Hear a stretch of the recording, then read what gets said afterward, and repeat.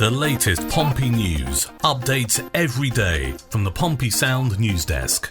The good old Portsmouth news always keeps Pompey fans informed and sometimes keeps Pompey fans amused, either intentionally or sometimes inadvertently. And at the moment they're running a very unlikely story indeed, but we've run it through our AI and it comes out like this. Remember Griffin Yao, the £3.4 million rated American forward Pompey had their eye on over the summer? Well, with the January window just around the corner, word is that the winger could now be up for grabs at a bargain price. Back in July, the USA Under-23 international was on the Blues' radar as a potential replacement for Matt Ritchie. His record in Belgium for KVC Westerlo, 15 goals and 18 assists in 61 games, certainly turned heads, but the price tag was a major stumbling block. As USMNT expert Tom Bogert put it at the time, the dollar was not close, for fee or personal terms. Pompey ended up looking elsewhere, bringing in Florian Bianchini, Min-Hyuk Yang, Franco Ume and Connor Chaplin to bolster the competition on the right flank. Fast forward to the halfway point of the season, and that right wing spot is still a puzzle. A whole host of players have had a go there: Bianchini, Chaplin, Yang, Adrian Segichik, Harvey Blair, Mark Kosnowski, Callum Lang, Josh Murphy and Terry Devlin. But no one has managed to make the position their own. It's a situation that has led head coach John MOUSINHO to admit it's a problem area they're looking at ahead of January. You'd think Yao becoming available for as little as €500,000 might change things, but a move to Fratton Park still looks like a long shot. So why the sudden price drop? With his contract up at the end of the season, the 23-year-old is reportedly pushing for a January move to boost his chances of making the USA squad for next summer's World Cup. Westerlo, keen to get a fee for a player they signed from DC United in 2022 rather than lose him for free, are apparently willing to let him go. Pompey aren't the only ones interested though. KA Gent, who sit 2 places above Westerlo in the Belgian Pro League, have supposedly already held talks with Yao's camp. There's also strong interest from Cypriot League leaders Paphos FC. This season, Yao has chipped in with 3 goals in 17 league appearances for a Westerlo side sitting 10th in the table. Speaking last week, MOUSINHO confirmed he wants to bring in 3 to 6 new players next month, but he was non-committal about whether a right winger was a top priority. He said, "It's an area we have looked at, but whether we do anything in the window or not, I don't know. But we do have options there." Segs, Chappers, Min-Hyuk, Flo and Murph have played there as well, so quite a few. I think if you look at Lange's natural strengths and his natural talent, he is suited to playing anywhere across the front line. Hence we have played him most often as a 10, a 9 a couple of times this season, and then off the right more recently. Whether he now plays there depends. We are probably still looking for the solution there.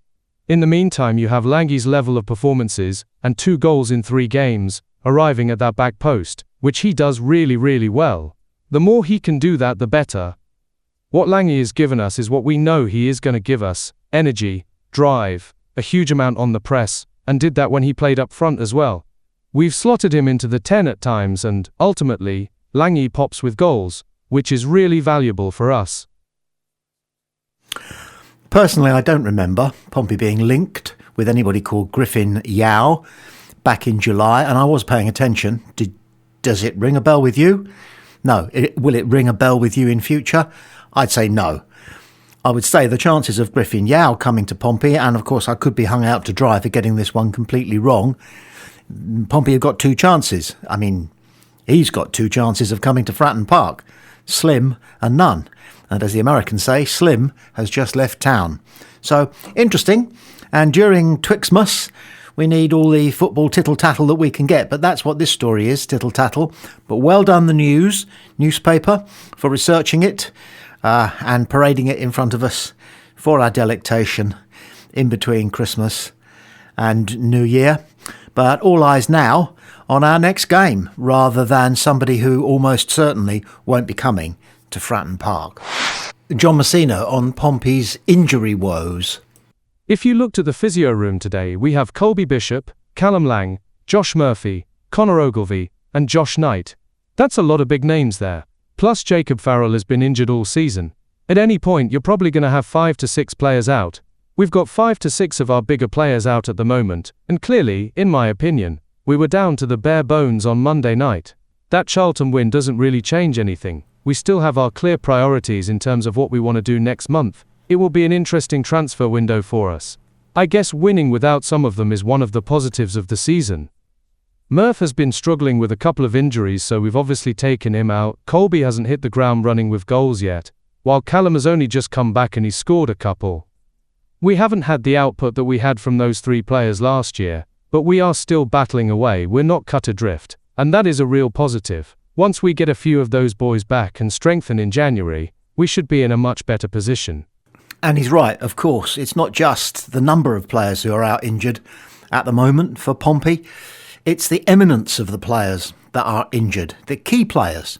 Key players, big players. Players who almost pick themselves, almost. Most of them actually do pick themselves. One or two, pretty close.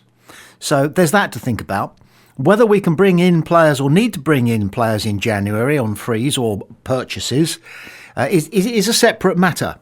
But I want to say on a personal note that I've been unable to escape Harry Redknapp over this Christmas period. First of all, because, and I didn't have any money on it, him and his horse won the King George, which is the big horse race over Christmas, on Boxing Day at Kempton, in a fantastic finish. And I didn't know at the time that it was Harry Redknapp's horse that just got its nostril in front on the line. But there was Harry the following morning in the papers saying how he's blessed, and he is blessed. Isn't he blessed, Harry Redknapp, the winner of I'm a Celebrity, Get Me Out of Here by a Country Mile? The most interesting man in football, almost, now that Brian Clough, of course, is long gone, I would say. And how is he haunting me further over this Christmas period? Because John MOUSINHO, our manager, has started to use what used to be Harry Redknapp's catchphrase. I used to host the breakfast show on a radio station called LBC, and every Monday morning the sports reporter would do an interview with Harry Redknapp. He was manager of West Ham at the time. He could have interviewed any of the managers, but Harry always seemed, I think maybe this reporter was a secret West Ham fan. Anyway, it became a running joke at LBC and beyond that every Monday morning in his interviews, Harry would be protesting, "We're down to the bare bones. We're down to the bare bones," which was his way of trying to say to the board at West Ham, "Will you please give me several hundred thousands of pounds with which to purchase players?"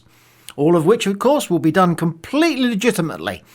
Not for Harry were those exchange meetings in service stations on motorways when large carrier bags containing very large amounts of cash circulated between those involved in the game. Harry, as the High Court found, is pure as the driven snow. But that catchphrase, it just came back to haunt me when I heard John MOUSINHO say, "We're down to the bare bones." Because Harry used to be down to the bare bones. And like John MOUSINHO, he did all right, didn't he? And John MOUSINHO's doing all right, isn't he? That's what I mean to say. There is such a thing as a standard Pompey fan, for example, living within 40 kilometres of Fratton Park is one likely characteristic. But at Pompey Sound we know of Pompey fans in Bristol, Brighton and places in the UK as far-flung as Edinburgh. Pompey Sound's listening feedback shows us that we have Pompey fans all over the world. Since the arrival of Mark Kosnevsky, there appear to be a smattering of Hungarian football fans who have more than a passing interest in what goes on at Fratton Park.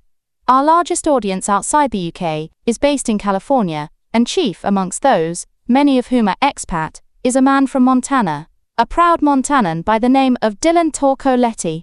He's been a Pompey fan since his student days, but now he lives and works with his family in and around Los Angeles. He swapped a few emails with us at Pompey Sound, and his knowledge and understanding of what is a particularly English football club, namely Portsmouth FC, is impressive. As is his turn of phrase. Here's what he has to say about that moment of magic, from Mignoc against Charlton. Hi Tommy, what a match. What a moment. As Guy Whittingham said after the final whistle, this is why we love this game. This was by far the most exciting Portsmouth moment I've experienced live. I usually listen to most matches and catch a few on Paramount, but nothing compares to this. Over the years, I've often found out the score in an unspectacular way, then searched for highlights afterward. Since I'm currently on vacation and the game started at 11:45 a.m., it was a rare time when my wife and daughter witnessed all my twists and turns, highs and lows. My wife even remarked, "I've never seen you like this. After the final whistle blew, I still can't believe it."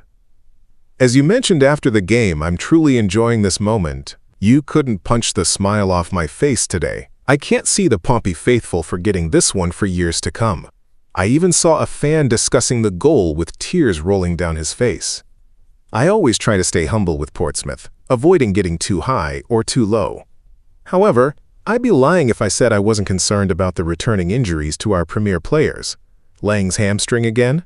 That said, cheers to JM, Shocks, Yang, and Ume. What a start for him. Play up, Pompey. Best, Dylan.